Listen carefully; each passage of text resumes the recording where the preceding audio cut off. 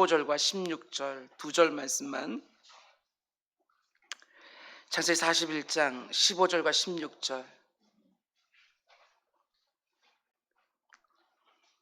15절과 16절 말씀을 우리 한 목소리 함께 읽겠습니다. 시작. 바로가 요셉에게 이르되 내가 한 꿈을 꾸었으나 그것을 해석하는 자가 없더니 들은즉 너는 꿈을 들으면 능히 푼다 하더라. 요셉이 바로에게 대답하여 이르되 내가 아니라 하나님께서 바로에게 편안한 대답을 하시리라. 아멘. 아멘. 먼저 설교를 시작하기 전에 말씀을 드리면, 우리가 주보 사이에다가 언제나 설교 요약지를 껴놓게 되어지는데 뒷장으로 넘겨서 중간에 있는 동그라미 2번 있지 않습니까? 그 이하의 말씀은 오늘 전하지 않으려고 합니다. 저 역시도 하나님 앞에 순종하는 마음으로 고기는 뺐습니다. 설교 원고 5장을 무려 뺐습니다.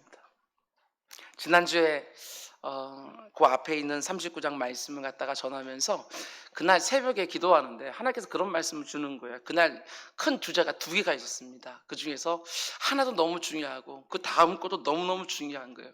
따로따로 떼어놓으면 또 안 될 것 같은 거예요. 그런데 하나님께서 그때 마음을 계속 주시는 것이 하나만 전해라. 하나만. 둘 중에 하나만. 그런데 제가 준비한 것도 너무나도 아깝고 제 생각에는 2개를 함께 묶어서 전해야 될 것 같아서 하나님께서 마음을 주시는데도 불구하고 2개를 다 전했어요. 그런데 원고가 너무나도 길어서 내용이 너무너무 많아서 마음의 자유함이 하나 없던 거예요. 그걸 말씀을 다 전해야 된다는 그 생각과 정해진 시간 가운데, 그러다 보니까 말씀을 준비할 때 하나님께 주시는 영감도 있지만 말씀을 전할 때 하나님께 주시는 영감도 있는데, 말씀을 전할 때 하나님 주시는 영감은 하나도 제가 누리지를 못한 거예요. 근데 오늘 새벽에 기도하는데 하나님께서 그 뒷부분 그것도 빼라고 또 말씀을 주시는 것 같더라고요. 그래서 오늘은 순종하여 그 뒷부분을 과감하게 이렇게 뺐습니다. 그 뒷부분에 들어가는 내용은 또 오늘 설교하고 붙여서 같이 나눠야 되지만 그 부분은 여러분들이 꼭 집에 가셔서 보완해서 오늘 설교를 완성하시기를, 집에 가셔서 완성하시기를 부탁을 드립니다. 그렇다고 해서 설교가 짧아진다는 건 아닙니다. 길지 않다고 말씀드리는 거예요. 길지 않다고. 히브리서 11장 인물 강의 19번째 시간입니다. 오늘 말씀의 제목은 예기치 못한 고난을 통해서 배운 하나님 중심주의와 진실한 겸손, 이런 제목으로 말씀 전하도록 하겠습니다. 하나님 중심주의, 하나님 주권사상, 진실한 겸손, 이런 것들은 우리 성도들에게 너무너무 중요한 주제들입니다. 모든 것을 하나님께만 초점을 딱 맞춰서 생각하는 하나님 중심주의, 모든 것들이 내 힘, 내 능력, 내 의지로 되어지는 것이 아니라 하나님의 손에 달려있다고 하는 하나님 주권사상, 그리고 그 가운데 속에 온전히 내 모든 것들을 하나님께 굴복시키는 진실한 겸손, 이 모든 것들은 저와 여러분에게 반드시 있어야 되는 그런 주제들이지요. 우리는 주일마다 히브리서 11장에 나오는 신앙의 인물들을 묵상하고 있는데 오늘은 요셉 3번째 시간입니다. 요셉의 인생을 통해서 우리는요 정말 굵직굵직한 신학적인 주제들을 하나씩 하나씩 묵상하고 있습니다. 꼭 여러분들이 동영상을 통해서 한 번씩 다시 되씹으셔야 돼요. 첫째 시간에서는 우리가 하나님의 섭리라는 주제로 요셉이 꾼 꿈이 어떻게 성취되어 가는지 개괄적으로 살펴보았습니다. 하나님의 섭리라고 하는 그 주제, 정말 미스터리하지요. 굉장히 신비한 하나님의 이 땅을 경영하시고 인생들을 주관하시는 방식입니다. 표가 나지 않습니다. 그렇다고 해서 하나님께서 손을 놓으신 게 아니라 이면에서 정확하게 참새 한 마리 떨어지는 것도 하나님은 다 주관하시면서 이 땅과 인생들을 이끌어가고 계시지요. 그게 바로 섭리예요. 눈에 보이진 않지만 역사의 이면에서 너무나 정확하게 경영하시는 하나님의 보이지 않는 손, 섭리. 이게 왜 중요하다고 말씀을 드렸습니까? 오늘 우리들에게 하나님께서 행하시는 가장 중요한 방식이기 때문에 그렇습니다. 섭리를 인정하는 믿음, 이게 얼마나 중요한지 모릅니다. 그 다음 2번째는 하나님이 요셉과 함께 하셨다라는 그 표현을 가지고 하나님의 임재와 동행이 우리 성도들의 삶에 얼마나 절대적인가. 여러분, 하나님이 여러분과 함께 하신다는 걸 믿으십니까? 하나님이 나와 함께 하신다는 걸 믿는 사람들에게 우리가 반드시 있어야 되는 것이 뭐냐? 그것이 바로 종교개혁자들이 그렇게 생명을 걸고 외쳤던 코람 데오입니다. 하나님 면전 앞에서 살아가는 인생들이요, 하나님의 시선을 늘 느끼며 살아가는 것이죠. 우리는 코람데오라는 주제를 가지고 요셉이 경험한 유혹과 시험에 대해서 함께 묵상을 했습니다. 하나님이 요셉과 함께 하셨기 때문에 그가 종살이하는 중에도 형통할 수 있었다. 하나님이 요셉과 함께 하신다는 걸 요셉이 분명히 믿고 있었기 때문에 보디발 아내의 집요한 유혹과 협박에도 자신을 죄로부터 지켜낼 수 있었다. 오늘 이 시간은 세 번째 시간으로요, 또 다른 주제를 가지고 요셉의 인생의 한 부분을 묵상하려고 합니다. 하나님 중심주의, 하나님 주권사상, 그리고 그 가운데 속에 내 마음 가운데 생겨나는 진실한 겸손, 이런 주제예요. 지난 시간에는 코람데오라고 하는 종교개혁자들의 하나의 모토를 가지고 우리가 또 말씀을 나눴다고 한다면, 오늘 역시도 종교개혁자들이 우리 개혁주의 신앙이 말하고는 또 하나의 아주 중요한 모토, 그게 바로 솔리데오 글로리아, 오직 하나님께 영광. 이 주제에 대해서 우리 함께 나누려고 합니다. 그 가운데 속에 우리는 또한 하나님의 때에 대해서도 묵상하려고 합니다. 하나님이 요셉에게 주신 꿈을 구체적으로 그 인생에 적용시켜주는 때가 바로 오늘 본문이거든요. 우리에게도 하나님 주신 꿈과 비전이 있습니다. 그런데 그 꿈과 비전이 구체적으로 적용되기 시작하는 때가 있다. 우리가 정말 사모하는 거 아닙니까? 오늘은 바로 그 때, 하나님의 때에 대해서 함께 생각해 봅니다. 우리는 지난 시간에 창세기 39장 말씀을 통해서 요셉의 종살이를 함께 보았습니다. 보디발 아내의 집요한 유혹을 뿌리치고 하나님 앞에 자신의 성결함을 지켜냈지만 요셉은 하나님으로부터 어떤 즉각적인 가시적인 보상을 받은 것이 아닙니다. 오히려 보디발 아내의 모함을 받아서 억울하게 감옥에 갇히고 말았지요. 종살이를 겨우겨우 감당하고 있는데 이제는 옥살이까지 해야 됩니다.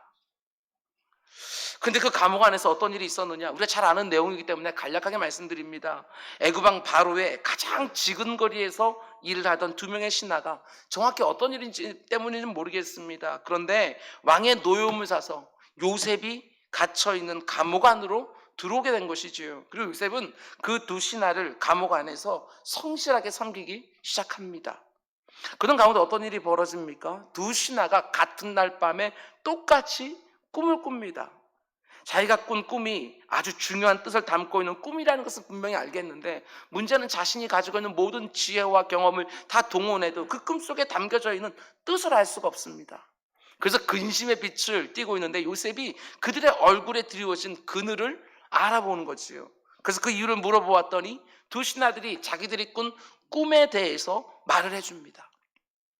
요셉이 그들의 꿈을 다 듣고 나서 하나님 주신 지혜를 가지고 그 꿈을 해석해 주는데, 떡 굽는 관원장은 사흘 안에 죽을 거라고 해석해 주고, 술 맡은 관원장은 사흘 안에 복직이 되어서 왕에게 다시 나아가게 될 거라고 해석을 해 주지요. 그러면서 요셉은 술 맡은 관원장이 틀림없이 복직이 될 거라고 확신했기 때문에 그에게 이런 부탁을 합니다. 창세기 40장 14절 15절 말씀 보면, 당신이 잘 되시거든 나를 생각하고 내게 은혜를 베풀어서 내 사정을 바로에게 아뢰어 이 집에서 나를 건져주소서. 나는 히브리 땅에서 끌려온 자여 여기서도 옥에 갇힐 일은 행하지 아니하였나이다. 이로부터 사흘이 지나자 정말 요셉이 해석해준 그대로 술 맡은 관원장이 복직하게 되지요. 그리고 요셉은 이 술 맡은 관원장이 왕의 곁으로 돌아갔으니까 기대하기 시작합니다. 이제 곧 나도 이 억울함을 벗고 일상으로 돌아갈 수 있지 않을까, 옥살이를 끝낼 수 있지 않을까 기대하기 시작을 하는 거예요.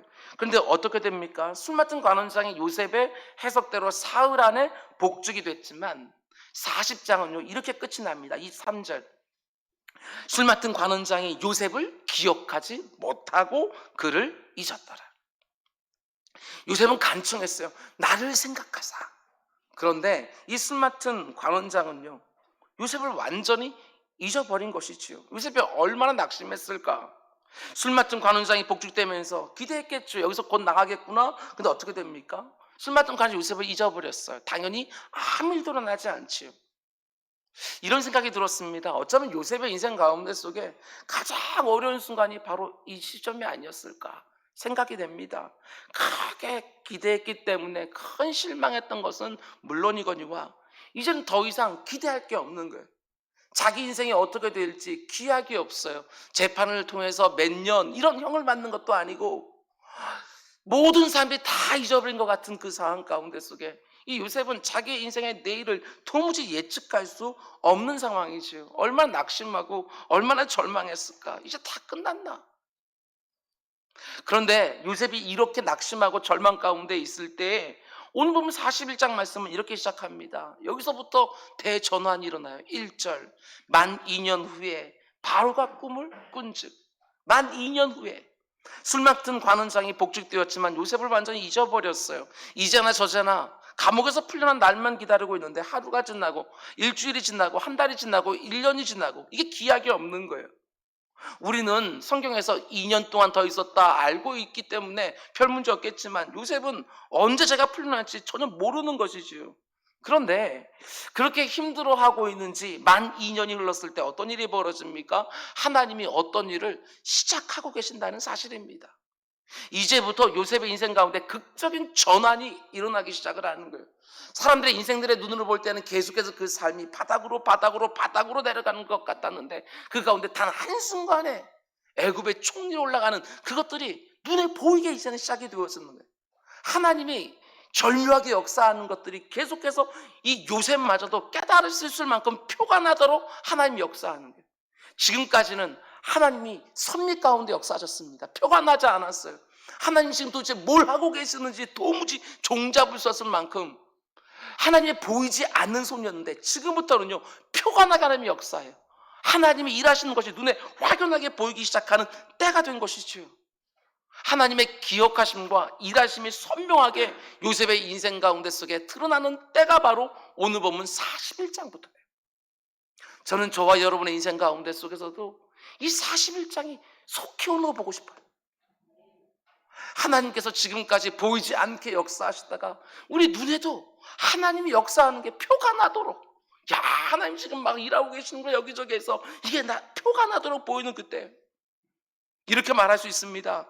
아버지 집에 있을 때에 하나님이 자기에게 주신 꿈이 한꺼풀 벗겨지면서 드디어 성취되기 시작하는 것이 아주 선명하게 보여주는 때가 요셉의 인생에 온 것이지요. 물론 요셉이 생각해는 때와는 전혀 달랐겠지만 하나님이 정하신 때가 되어지니까 요셉이 자기가 꾼 꿈처럼 실제로 쑥 하고 올려지는 것이지요. 저는 저와 여러분의 삶 가운데 속에서도 이렇게 확연하게 드러나는 하나님의 손길을 보는 순간이 속히 오기를 원합니다. 정말 보고 싶어요. 여러분 한 분 한 분이요. 하나님 여러분의 인생 가운데 속에 가지고 있는 계획이 하나님의 기억하심과 일하심을 통해서 분명하게 선명히 드러나는 때 지금까지 모든 좌절과 낙심과 두려움이 다 사라지는 그 극적인 전환이 일어나는 때가 속히 오기를 주님의 이름으로 축원을 드립니다. 근데 여기서 참 재밌는 것은요 이제 만 2년이 지나고 마침내 하나님의 정하신 때가 되니까 하나님이 움직이시고 하나님이 일하기 시작하는데 뭘 사용해서 일하기 시작하십니까? 이게 재밌어요. 요셉의 인생이 하나님 주신 꿈 때문에 이렇게 어려워졌는데 하나님은 요셉의 인생을 다시 일으키실 때에도 똑같이 꿈을 사용하시는 거예요. 여러분 저는 본문의 말씀 묵상하면서 이런 생각을 해보았습니다. 요셉이 아버지 집에 있을 때 자기 형들의 곡식단이 자기 곡식단에 와서 절을 하고 자기 부모를 상징하는 해와 달이 그리고 자기 형들을 상징하는 별들이 자기 별에게 와서 절을 하는 두 가지 꿈을 꾸지 않습니까? 그런데 과연 지금 13년의 시간이 지난 지금 종살이하고 옥살이 13년 동안 하는 지금 그 꿈을 요셉이 과연 기억이나 하고 있을까? 여러분도 어떻게 생각하세요? 요셉이 그 꿈을 기억하고 있을까? 저는 자신이 없어요. 그렇게 13년 동안이나 종살이 옥살이 하면서 지금도 과연 감옥에서 나갈 수 있을지 없을지도 전혀 예상도 안 되는 상황인데 그 꿈이 이루어질 거라고 요셉이 과연 생각이나 했을까? 그러나 분명한 것은 요셉은 혹 그 꿈을 잊어버렸을지는 몰라도 하나님은 결코 그 꿈을 잊지 않으셨어요. 이게 중요하죠. 요셉에게 주신 그 꿈 그대로 자신의 때가 딱 이르니까 아주 정확하게 움직이시고 일하기 시작하셨다는 것입니다. 정말 그렇습니다. 우리는 하나님 주신 꿈이나 말씀을 그 순간은 아주 감격적으로 받았다 할지라도 내 인생길에 그 꿈과는 전혀 상관없어 보이는 종살이, 옥살이 같은 상황이 일어나면요, 그 꿈이나 말씀을요 얼마든지 잊어버릴 수 있습니다. 이젠 끝났구나 하고 꿈을 접기도 하지요. 그러나 하나님은 아주 정확하십니다. 자신의 정확한 시간표를 가지고 자신의 정확한 때에 한 채 오차도 없이 그것을 이루어 가시는 것이지요. 여러분, 저와 여러분이 믿고 의지하는 하나님은 그 어떤 일도 즉흥적으로 하시는 분이 아니십니다. 만세전부터 계획을 가지고 계신다고 분명히 말씀해 주시지요. 그리고 그 계획을 가지고 틀림없는 시간표를 가지고 아주 정확한 때에 정확한 방법을 일하시지요. 여러분 믿으십니까? 꼭 믿으셔야 됩니다. 굉장히 중요한 우리 신앙의 기초인 거예요. 비록 술 맡은 관원장은 요셉을 잊었지만 하나님은 단 한순간 요셉을 잊지 않으셨습니다. 자기의 때가 되자 자신의 시간표에 맞게 자신의 방식으로 일하기 시작하지요. 우리 삶에도 반드시 적용하셔야 됩니다. 지금 내 삶에 전혀 예상하지 못한 일이 있다고 해서 하나님도 예상하지 못한 일이겠습니까? 내가 기대하는 것과 정반대의 상황이 일어나고 있다고 하더라도 하나님이 정말 이럴 줄은 몰랐다 할 만한 상황이냐고요. 하나님이 내게 주신 하나님의 분명한 약속이 있는데 지금 내가 경험하고 있는 상황은 그 약속이 이루어진 것과는 정반대의 상황이 일어나서 여러분 낙심할 수는 있지만 그런 때에는요, 그 어느 때보다 믿음이 필요하죠. 믿음이. 하나님은 절대로 내게 주신 약속을 잊지 않으신다. 하나님 반드시 이루신다고 하는 이 믿음이 우리에게 분명히 필요한 것이지요. 시작하신 이가 이루시리라. 이 믿음이 우리에게 분명히 있어야 되는 것이죠. 하나님의 계획 가운데 벗어나서 일어나는 일은 없다 라고 하는 이 믿음이요. 물론 그 약속이 성취되는 때가 내가 예상하는 때와 다를 수는 있습니다. 그러나 그것은 내 생각일 뿐인 것이고 하나님은 자신의 정확한 시간표를 가지고 조금의 오차도 없이 지금도 내 삶을 이끌어 가고 계신다는 사실입니다. 우리가 믿는 하나님은 정말 그렇습니다. 절대로 어떤 일을 조급하게 서두르다가 일을 망치는 법도 없으시고 절대로 어떤 일의 시기를 놓쳐서 후회하는 법도 없으십니다. 요셉의 경우도 마찬가지예요. 하나님이 왜 요셉에게 2년이라는 시간을 감옥에 더 두셨는지 정확한 이유는 우리 알 수 없습니다. 그러나 그 순간이 바로 하나님이 정하신 때였다는 것이죠. 그리고 자신의 때가 되자 하나님은 정확하게 일하신다는 것입니다. 하나님의 때를 신뢰하는 믿음이 우리 모두에게 주어지는 은혜가 있기를 주님의 이름으로 축원을 드립니다. 하나님의 때를 믿는 것은 너무너무 중요합니다. 전도자가, 그 지혜자가 자기 인생을 다 돌아보고서 때에 대한 말을 하지요. 3장에 보게 되었지만 하나님은 심을 때가 있고 거둘 때가 있고 안을 때가 있고 헤어질 때가 있고 울 때가 있고 웃을 때가 있고 모든 것에 때가 있다고 말합니다. 근데 정말 중요한 게 뭐냐? 하나님이 이렇게 말씀하지요. 때를 따라 아름답게 하시느니라. 저는 이 말이 너무너무 좋은 거예요. 우리는 내 인생에 대해 기대하고 내가 원하는 것들이 이루어질 때만 내 인생이 아름답게 된다고 생각하지만 하나님 그렇게 말씀하지 않습니다. 슬플 때도 그런 때를 사용하여 너를 아름답게 빚어가고 기쁠 때도 그것을 사용해서 너를 아름답게 빚어가고 하나님 이렇게 말씀하시는 거예요. 때를 따라 너희를 아름답게 하신다. 정말 그것을 믿어주는 것이 우리가 히브리서 4장에 보게 되었으면 어떻게 되어 있습니까? 이렇게 되어 있습니다. 때를 따라 돕는 은혜가 있다. 이 때에 맞는 은혜가 있고 저 때에 맞는 은혜를 주신다는 것이지요. 그 은혜를 다 사용하여 하나님의 계획은 틀림없이 이루어지고 있으니까 그것이 바로 우리 편에서 보게 되어지면 아무것도 아니고 힘들고 어려운 일인지 모르겠지만 하나님 편에서 보게 되어지면 나를 아름답게 빚어가고 있는 순간이라는 사실이죠. 이 때를 믿는 믿음으로 살아가는 우리 모두가 될 수 있기를 주님의 이름으로 축원을 드립니다. 그런데 어떤 방식으로 하나님이 때가 되자 일하기 시작합니까? 또 꿈을 이용하십니다. 애굽 왕 바로에게 꿈을 보여주시는 거예요. 그 당시 애굽이라는 나라는 세계 최강대국입니다. 그리고 애굽 왕 바로가 머무는 그 왕궁은 철통 같은 경비 속에서 인간이 만들 수 있는 가장 안전한 곳 이렇게 말할 수 있지요.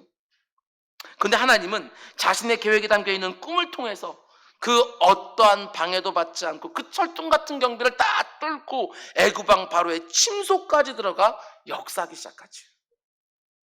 근데 바로가 꿈이 어떤 꿈입니까? 요셉이 꿈을 꾸었을 때나 두 신하가 꿈을 꾸었을 때나 똑같이 너무나도 생생하고 보통 꿈이 아닌 어떤 메시지가 담겨있는 꿈이라고 바로 왕이 지금 느끼고 있는 거예요. 바로가 두 번의 꿈을 꾸는데 어떤 꿈을 꿉니까? 살진 소 7마리가 먼저 보이더니 뒤늦게 나타난 흉악하고 파리한 소 7마리가 그걸 다 잡아먹는 거예요. 충실한 7개의 이삭이 먼저 보이더니 뒤늦게 나타난 바짝 마른 7 이삭이 그걸 다 삼켜버려요. 여러분, 이게 흉조예요, 길조예요? 당연히 흉조지요. 바로왕이 이런 구성의 꿈을 두 번이나 연달아 꾸고 나서요, 너무나 불길해한 거예요. 분명히 이 꿈 안에 불길한 의미가 담겨있는 것 같아서 지금 굉장히 신경이 쓰이는데, 문제는 뭐냐, 그 꿈이 뭘 의미하는지 도무지 알 수가 없는 거예요. 왕궁 안에 세계 최강의 국가니까는 그 안에 얼마나 많은 지혜자들과 술사들이 있겠어요. 다 불러다가 자기 꿈을 얘기하는데 속 시원하게 해석해주는 사람이 없는 거예요. 그래서 바로왕이 지금 크게 근심하고 두려워하고 있는 상황이죠. 지금 바로왕의 이런 모습에서요, 우리는 이런 사실도 묵상할 수 있습니다. 그게 뭐냐면, 이 세상이 말하는 그 어떤 강력한 인생도 하나님의 역사하는 힘 앞에서는 지극히 무력할 수밖에 없다는 사실입니다. 이게 얼마나 재밌는 상황인지 모르겠어요. 그 당시 최고의 권력을 가지고 있는 바로왕이 도대체 무엇을 두려워하고 근심하겠어요? 근데 하나님이 고작해 꿈 하나 딱 줬어요. 꿈 하나 딱 주니까 이렇게 근심하고 힘들어요. 그 강력한 절대군주가 꿈 하나 때문에 정상적인 삶이 불가능한 거예요. 모든 것을 다 할 수 있는 능력을 가지고 있고 모든 것을 다 풀어낼 수 있는 지혜를 다 사용할 수 있는 바로왕이지만 꿈 하나 딱 꾸고 나서요, 근심과 두려움에 아무것도 할 수가 없죠. 여러분, 내 자신을 너무 대단하게 생각하지 마세요. 모든 것이 다 잘 되는 것 같고 모든 것이 안전사 같다 할지라도 그냥 지난밤에 꿈 하나만 제대로 꾸지 못하면 하나님께서요, 내 모든 삶들을 다 엉망으로 만들어내는 거예요. 불길한 꿈 하나 꾸면 모든 것이 다 다르게 보이지요. 너무나도 힘들고 그 꿈만 생각나서 여기 무슨 의미가 있을까 하고 정상적인 삶이 불가능한 것이 바로 우리 인생들의 모습이라는 것입니다. 이 세상도 너무 크게 보지 마시기 바랍니다. 하나님이 꿈 하나를 가지고서도요, 그 애굽 땅을요 완전히 엉망으로 혼란을 만들어버립니다. 하나님은 바로왕의 근심과 두려움을 누구를 통해서 그런데 풀어주십니까? 이게 굉장히 재밌습니다. 그저 이방 땅에 팔려온 종, 그것도 지금 감옥에 갇혀있는 죄수에 불과한 요셉 하나를 통해서 애굽의 모든 술사들과 지혜자들도 풀 수 없는 그 문제를 지금 풀어주고 계신다는 것입니다. 이거 하나님의 유머라고 생각해서 유머. 여기도 하나님의 메시지가 담겨 있어요. 뿐만 아니라 이때부터 400년이 지나서요, 이스라엘 백성들을 출애굽시킬 때 그 위대한 하나님의 역사에 이룰 때에 하나님의 애굽과 바로 왕을요 무엇을 통해서 완전히 무너뜨리지요? 세계 최강대국인 애굽을요 정말 하찮아 보이는 개구리, 파리 이런 것들을 이용해서요 완전히 굴복시키고 자기 백성들을 데리고 나오신다는 것입니다. 이것도 하나님의 유머지요. 여기도 하나님의 숨겨진 메시지가 담겨 있어요. 잘 보셔요. 하나님은 세계 최강대국인 애굽과 그 나라의 수장인 바로 왕을요, 그 당시 모든 사람들이 두려워하는 그 대제국과 그 바로 왕을 그저 꿈 하나로 근심과 염려와 두려움에 사로잡히게 하신 거예요. 그저 종에 불과하고 죄수에 불과하고 20대 청년에 불과한 요셉을 통해서 그 꿈이 풀어지게 해요. 뿐만 아니라 그저 개구리, 파리 이런 초라한 것들을요 완전히 그 나라를 망가뜨리시죠. 그럼 생각해 봐야 되는 거예요. 하나님이 왜 이렇게 초라한 것들을 사용하여 자신의 위대한 역사를 이루어가고 계시는가? 하나님이 우리에게 분명히 보여주고 싶은 것이 있으시다는 것입니다. 그게 뭐냐면, 아무리 강해 보이는 인생이나 나라라 할지라도, 사람들 보기에 아무리 대단해 보이는 이생의 지식이나 지혜나 권력이라 할지라도 정말 아무것도 아니라는 것을 하나님께서 이런 방식으로 들춰내시는 거예요. 그저 꿈 하나로 근심과 염려와 두려움으로 한 인생을요 완전히 망가뜨리시고, 그저 종에 불과하고 죄수에 불과한 요셉을 통해서 그 모든 문제가 다 해결되게 만들어주시고, 정말 아무것도 아닌 그 개구리, 파리 같은 것을 통해서 대제국을 무너뜨리시고 출애굽의 그 위대한 역사를 일으키시는 것이지요. 하나님의 방식 너무너무 재밌습니다. 초대교회도 한번 생각해 보시기 바랍니다. 그 당시 세계 최강대국이라고 모든 사람들이 말하는 그 로마 제국을 하나님이 누구를 통해서 무너뜨리십니까? 정말 아무것도 아닌 것처럼 보였던 그 소수의 그리스도인들을 통해서 절대로 무너지지 않을 것처럼 보였던 그 어마어마한 로마 제국을 완전히 무너뜨리시지요. 사도 바울이 그래서 고린도전서 1장에서 이렇게 말하지 않습니까? 하나님이 미련한 것을 택하사 세상에 지혜로운 자들을 부끄럽게 하시고, 천하고 멸시받는 것과 없는 것을 택해서 있는 것들을 부끄럽게 하시고. 근데 왜 이렇게 하신다고 말씀합니까? 그 누구도 하나님 앞에 자랑하지 못하게 하렵니다. 교만하면 안 됩니다. 우리가 하나님 앞에 얼마나 우리가 초라한 그런 상황인지를 우리는 분명히 보셔야 되는 거예요. 지금도 마찬가지입니다. 지금 온 세상이 이렇게 초토화되고 있는데 핵무기가 핵폭탄이 터진 게 아니에요. 3차 대전, 4차 대전이 일어나는 게 아닙니다. 공상과학에 나온 것처럼 외계인들이 쳐다보거나 행성끼리 부딪히고 이런 게 아니에요. 눈에 보이지도 않는 그 바이러스, 어디서부터 시작되었는지 그 원인도 알 수 없는 그 바이러스 하나 때문에 온 세상이 완전히 초토화가 된 거예요. 어떤 인생들이 교만하게 하나님 앞에 설 수 있겠어요? 아무것도 아닌 것 같은 가운데 속에 온 세상이 다 막혀있고 여기저기에서 예상치 못한 이런 일들이 다 벌어지고 있는 이것들, 여러분 교만하지 말아야 됩니다. 마치 모든 것을 할 수 있는 것처럼 하나님 앞에 고개 빳빳이 서고 살아갈 수 되는 인생들이 결코 아니라는 사실이지요. 정말 하나님의 이와 같은 방식을 믿는다면 결코 여러분 두려워하지 않길 바랍니다. 이 세상을 두려워하지 마십시오. 우리가 무시해도 안 되지만 두려워하지 않아야 되는 것이지요. 하나님 원하시기만 하면 가장 약해 보이고 초라해 보이는 것으로도 얼마든지 이 세상을 굴복시키는 하나님이십니다. 지금 내 인생을 힘들게 하고 있는 그 문제, 전혀 해결되지 않을 것 같은 그 문제도 마찬가지입니다. 내 앞에 직면한 현실적인 문제들을 우리가 결코 가볍게 여겨서도 되지는 않겠지만, 그러나 마치 하나님도 어쩌지 못하는 문제인 것처럼 두려워하지도 말라는 것입니다. 하나님이 정하신 때가 되어서 하나님이 그 문제를 다루기 시작하면 내가 왜 그것 가지고, 그런 것 가지고 그렇게 힘들어하고 근심하고 걱정했을까, 허탈해할 정도로 너무나도 수월하게 해결되는 순간들이 있는 거예요.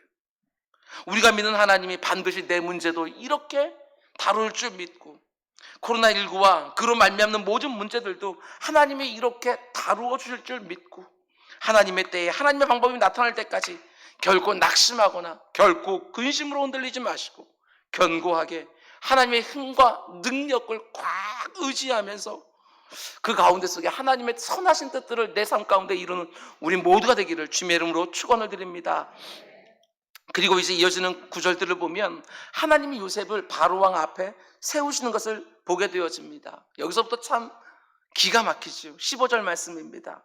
바로가 요셉에게 이르되 내가 한 꿈을 꾸었으나 그것을 해석하는 자가 없더니 들은즉 너는 꿈을 들으면 능히 푼다 하더라. 바로가 술 맡은 관원장에게 요셉에 대한 이야기를 듣고요, 감옥에 갇힌 요셉을 불러내서 이렇게 말합니다. 내가 들어보니까 너는 꿈을 들으면 능히 푼다고 하던데 맞느냐? 묻지요.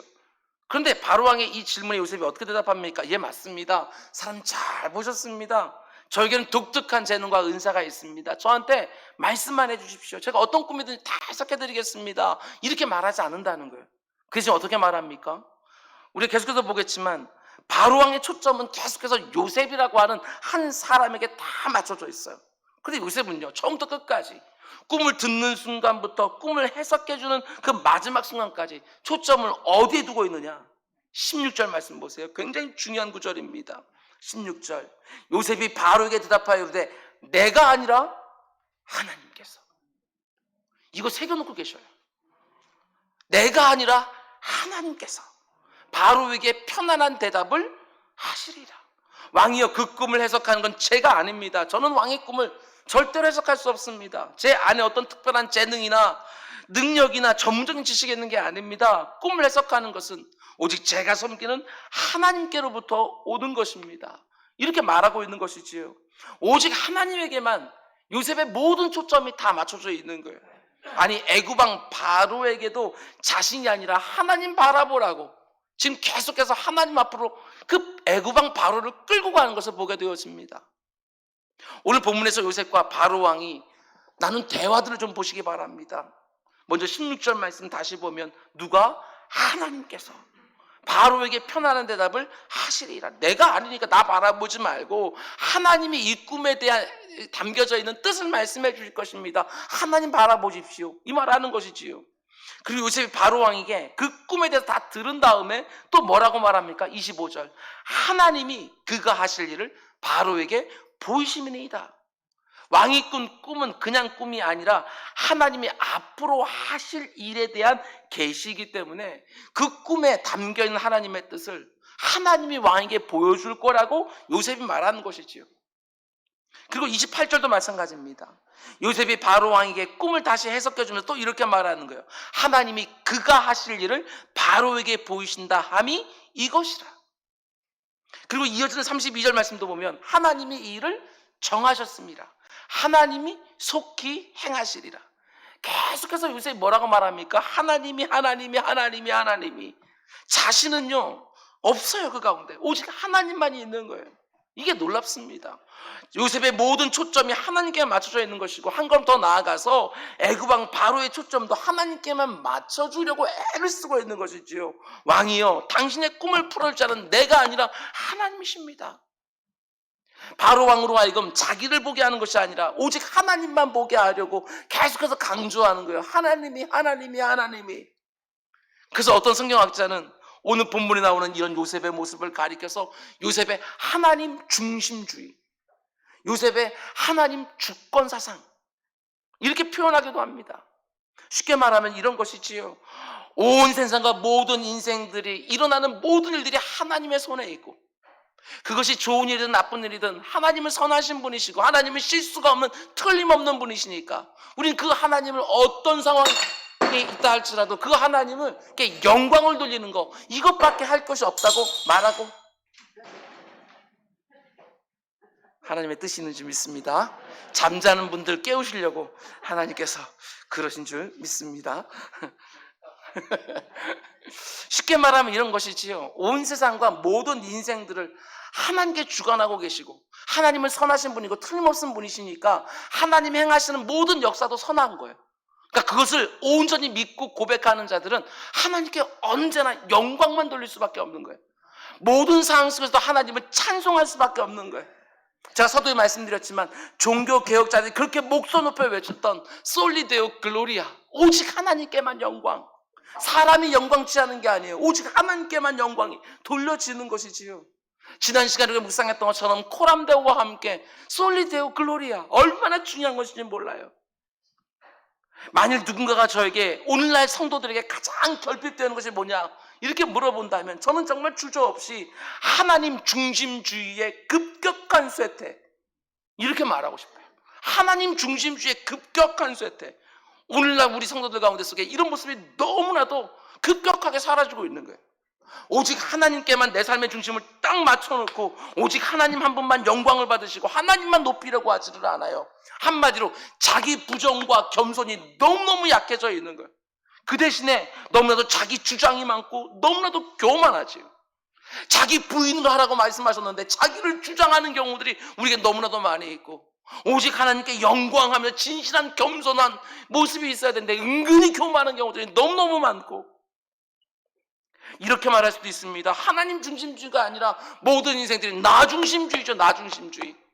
신본주의가 아니라 철저하게 인본주의. 이게 바로 오늘날 성도들에게는 가장 큰 문제 중에 하나가 아닐까 이렇게 생각을 했어요.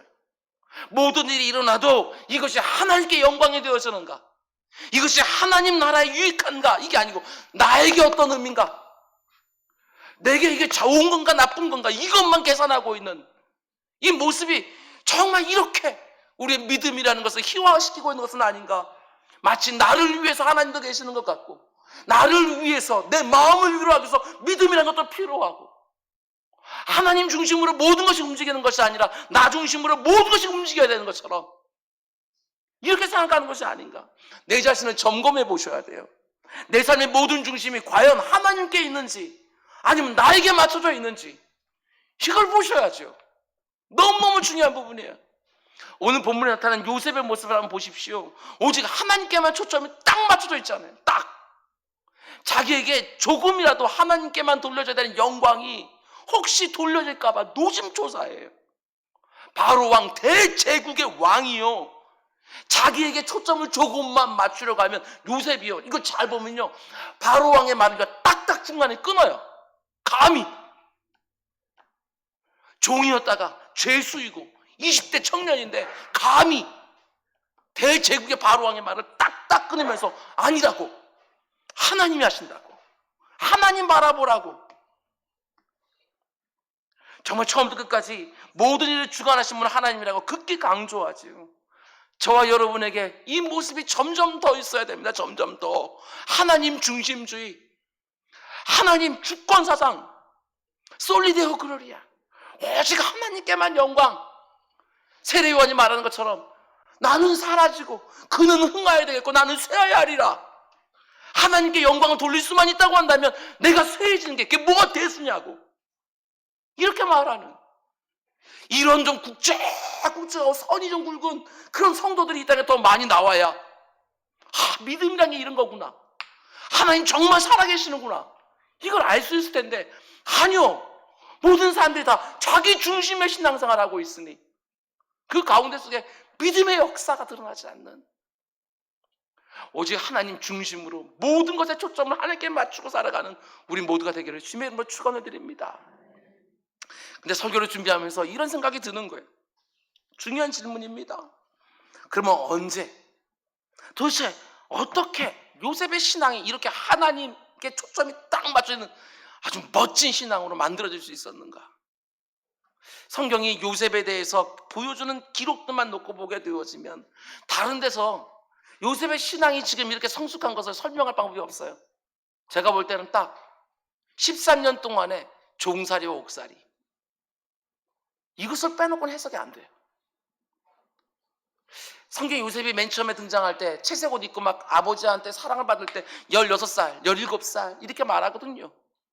그리고 요셉이 애굽의 총리가 되었을 때가 30살이잖아요.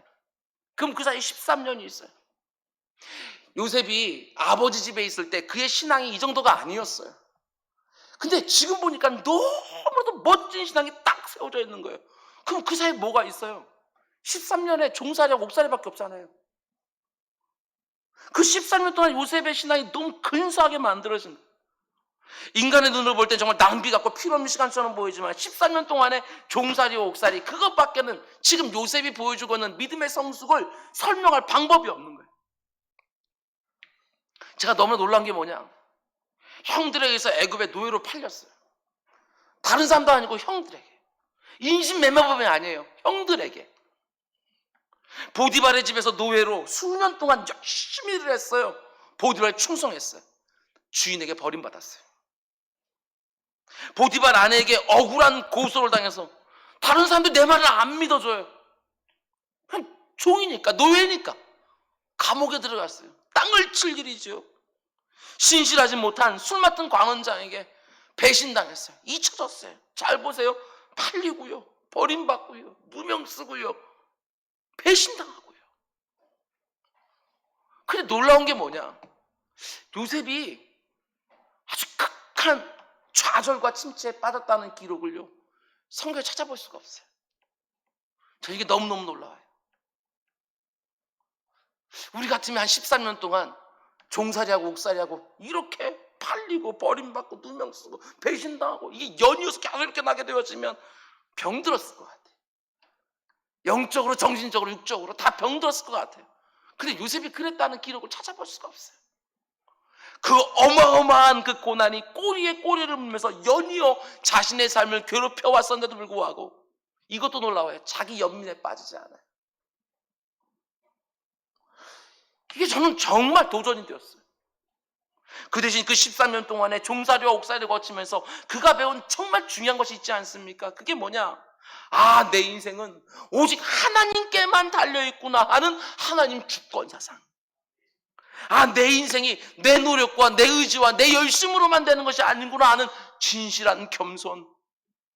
이 두 가지가 그 삶에 나는 거예요. 지금 우리가 다 어려운 시간들을 보내고 있지 않습니까? 저마다 종살이, 옥살이 같은 시간들을 이렇게 보내요.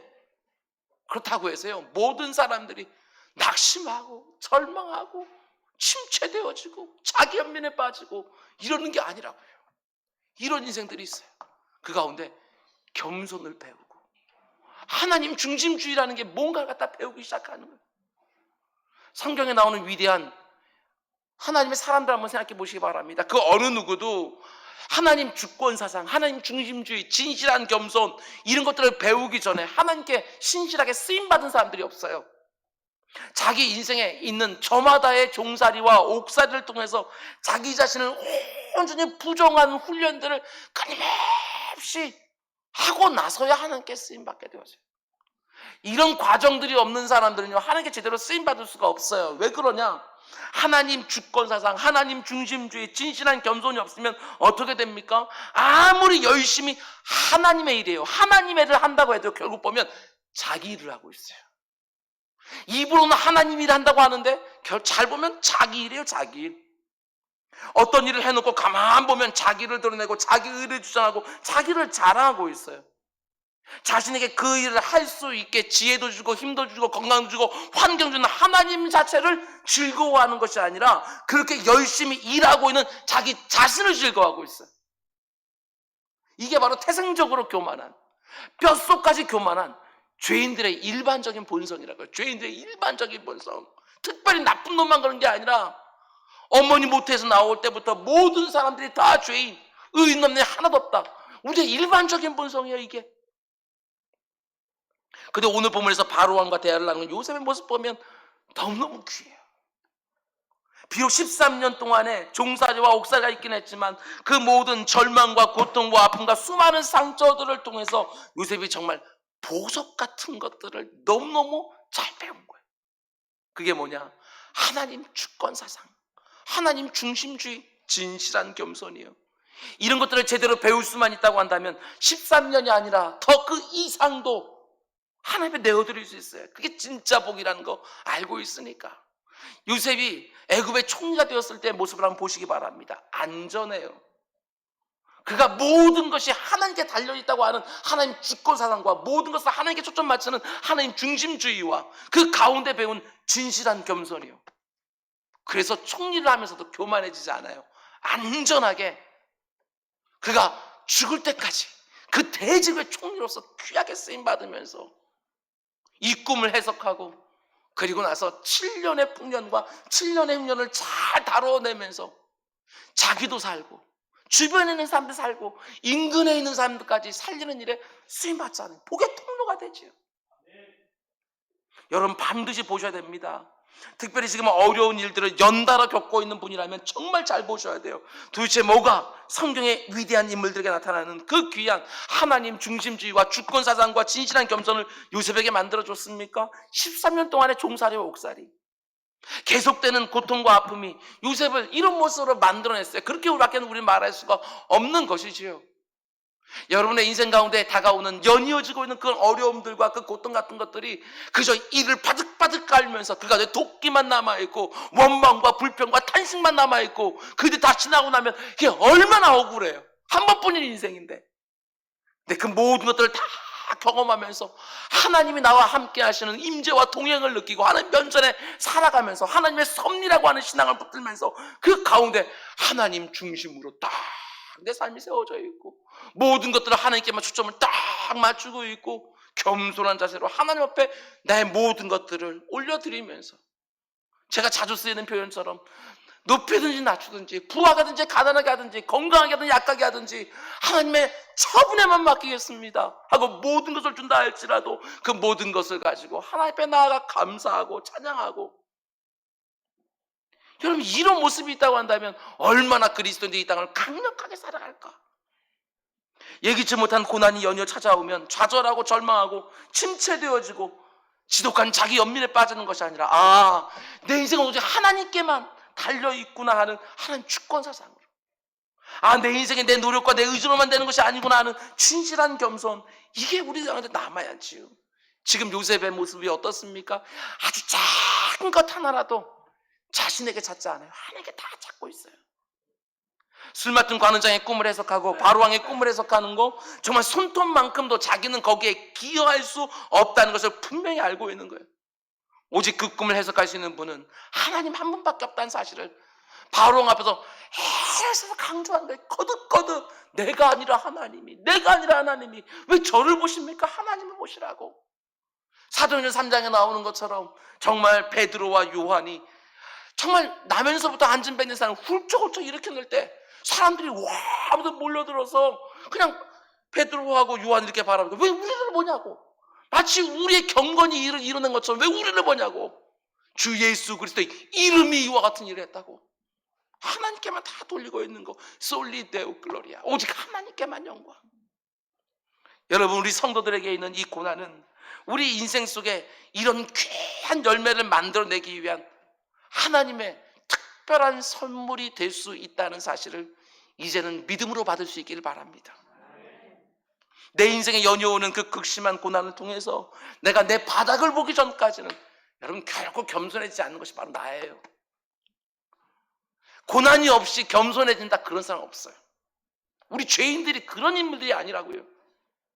물론 기질적으로 좀 겸손해 보이는 사람들이 있을 수 있어요. 그러나 조금만 그 안으로 들어가서 보면 그게 얼마나 초라한 것인지 금방 다 보이지요. 그건 그저 교양이고 예의일 뿐이에요.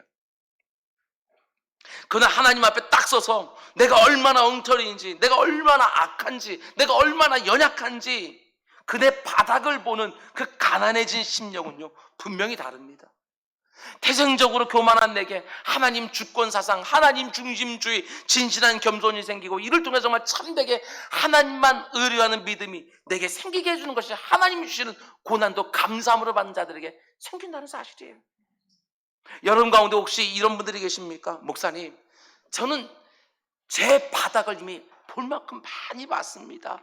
그러니 이제는 더 이상 안 봤으면 좋겠습니다. 아니요, 그 정도 가지고 안 돼요. 그런 말이 안 나올 정도로 더 봐야 돼.